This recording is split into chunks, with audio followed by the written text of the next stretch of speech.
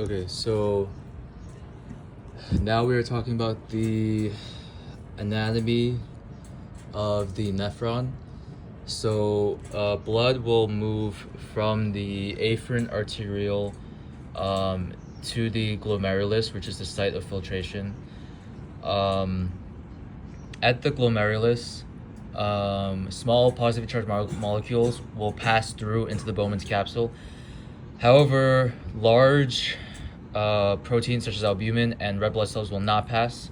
So 20% of the blood from the afferent arteriole will pass through the glomerulus into the Bowman's capsule, into the proximal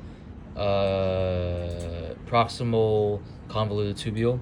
However, 80% will not and will instead go to the efferent arteriole and the vasa recta.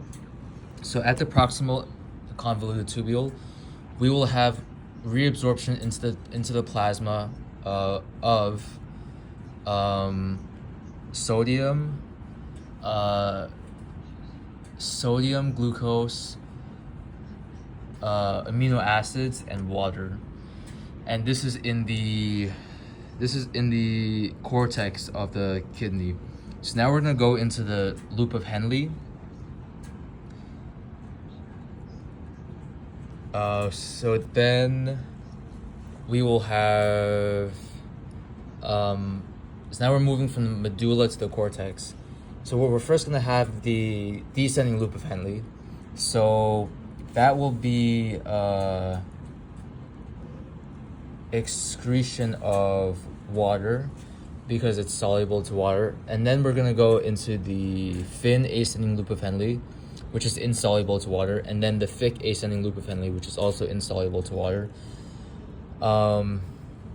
So now we're going to exit the medulla and we're going to go into the cortex. And so now we're in the distal convoluted tubule. So there's three things with this. So first is that we're going to have absorption of sodium and calcium. We're going to have excretion of hydrogen ions and potassium.